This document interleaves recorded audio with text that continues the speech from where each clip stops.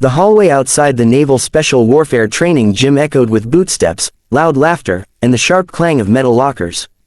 Cadet Harris and his two friends leaned against the wall, arms folded, smirking as Lieutenant Aria Dalton, one of the few women selected for the elite SEAL leadership track, approached with her training files tucked under her arm. They blocked her path on purpose. "Hey, Lieutenant," Harris drawled. "You lost. This hallway's for operators, not tourists." His buddy snorted. "Or maybe she just wanted to walk by us." "Can't blame her." Aria didn't stop. She shifted slightly, trying to step past, but Harris moved in again, just close enough to make an implied threat without touching her. She could smell the mix of protein powder and ego radiating off him. "Move," she said calmly. "Oh, attitude," the third cadet laughed. "Come on, smile a little. We're just saying hi." She tried once more to step through, when Harris slapped the folder from her hand. Papers scattered across the floor. The hallway went dead silent. Aria didn't react immediately. She crouched, collecting her papers with steady hands. Harris smirked, leaning down. "Relax, Lieutenant. We're just toughening you up. You know, SEAL style." Her jaw tightened, but she rose without a tremble. "Last warning, move." Harris didn't. "Or what? You'll write a report, cry to the commander." He snickered. "We're the future SEAL team officers. You're, what, a diversity pick?" His friends burst into loud, mocking laughter. And that was when everything changed. A deep voice cut through the corridor like a blade. "Cadet Harris." Every head snapped toward the entrance. Walking in was General Marcus Hale, the most feared, decorated, and respected SEAL general in the entire program. 6'4", stone-faced, and known as the man who once ended a cadet's military career in under a minute for lying during evaluation. Harris stiffened like he'd been shot with an electric charge. "Yes, sir." General Hale stepped between Aria and the cadets, his cold eyes taking in the scattered papers, the smug expressions, and the tension radiating off Aria's shoulders. "Explain," he said flatly. Harris swallowed. "Sir, we were just—" "Stop." Hale's voice thundered through the hall. "I saw everything." The three cadets turned white. Hale stepped closer until Harris trembled under his stare. "You harassed a Navy officer. You obstructed her path. And you attempted to intimidate her on my base." Silence. You could hear the ventilation system hum. Then he turned to Aria.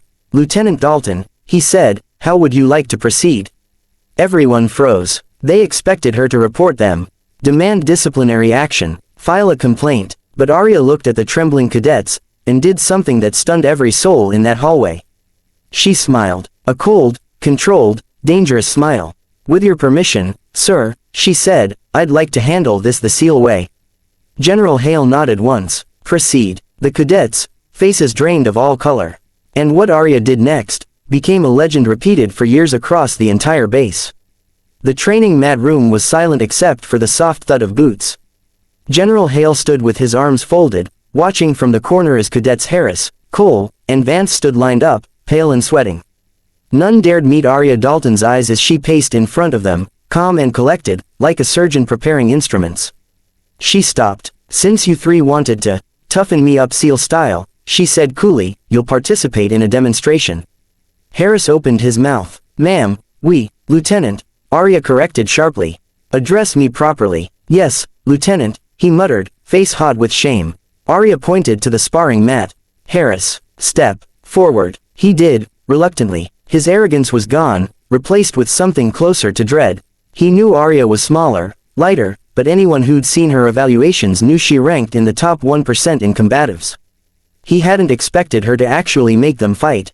But she wasn't planning to fight. "Not yet. We're doing a disarm drill," she said, tossing him a rubber training knife. Harris caught it clumsily. "Wait, knife, I don't think we should." "You had no problem threatening me in a hallway," she replied, stepping into position. "Begin when you're ready." Harris looked helplessly at General Hale. The general's expression didn't change. "You heard the lieutenant." Harris swallowed hard, then lunged. He swung the knife downward, sloppy, desperate. Aria moved like lightning. Her left hand trapped his wrist mid-swing. Her right shoulder twisted under his arm, pulling him off balance. A second later, Harris was on his knees, gasping, the knife locked against his own throat in her grip. The entire room flinched. Aria released him gently, almost casually, like she was finishing a warm-up stretch. Harris collapsed onto his hands, face burning with humiliation. "One down," she said softly. Cole and Vance exchanged terrified looks. Aria stepped back, her voice stronger now. Cole, your turn. Cole approached, hands shaking. She didn't give him a knife. We're practicing boundary engagement, she said. Since you enjoy invading personal space. He flushed. She stepped forward, closing the distance inch by inch until Cole instinctively backed away. She kept going, fast. Then, she swept his legs with a controlled, precise kick. He hit the mat with a breathless thump. Before he could blink, she pinned his wrist with her knee and held 2 fingers at his throat. Learn distance, she whispered. Respect it. Cole nodded frantically. 2 down. Vance looked like he wanted to faint. Aria didn't even call him forward. She walked up to him slowly, stopping just 1 step away. You laughed while your buddies harassed a fellow officer, she said quietly. So you're going to apologize? Vance nodded rapidly. Sorry, Lieutenant. I'm so sorry. Louder. I'm sorry, Lieutenant, and you will never, ever, repeat that behavior on my base again.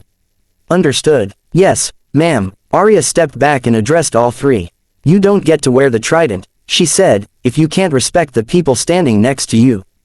General Hale stepped forward then, voice booming. Cadets, you will spend the next 30 days under Lieutenant Dalton's supervision. She will determine if you are fit to remain in this program. Shock rippled through them. Aria only nodded, expression unreadable. The general's final words echoed like a verdict. Consider this your last chance. And that was the day the cadets learned exactly who they were dealing with.